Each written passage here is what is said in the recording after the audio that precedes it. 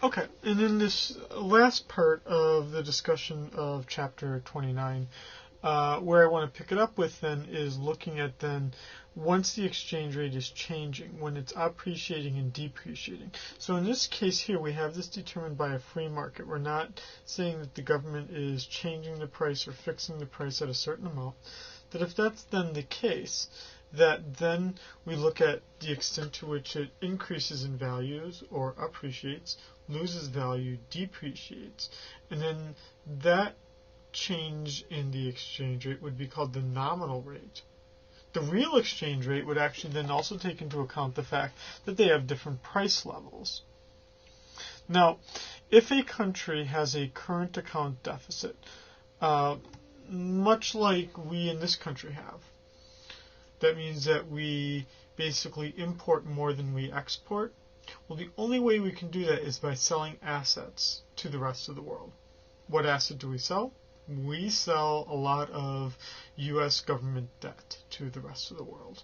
Other countries then have to sell their currencies to get the dollar, which we need because we need their currencies, right? And we supply the dollars to get the goods that they're selling to us. Now,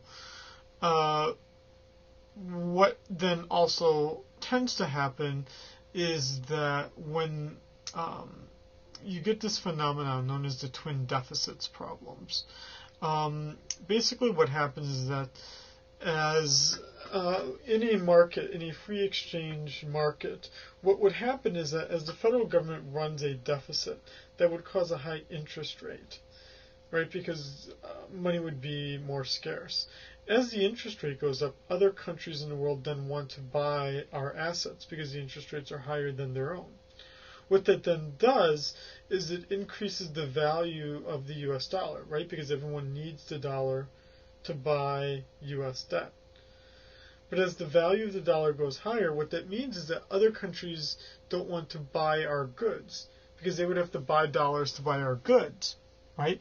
And also then it turns out that we as Americans can buy other countries' currencies really cheap because we have a very strong dollar. As a result, we import a lot of stuff. That's basically what we have right now. We have one of the strongest economies, if not the strongest economy in the world. And we're paying higher interest rates than other countries.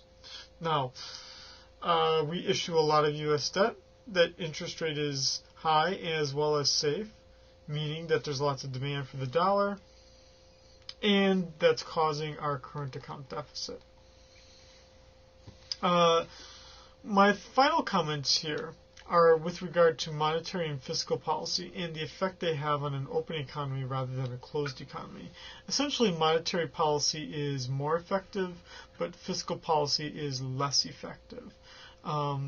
This effectiveness is basically caused by the fact that while the interest rates change, that then it causes a change in the value of the dollar. And that value of the dollar then can offset or improve on the other economy's performance. Okay, that's the last video then for Chapter 29.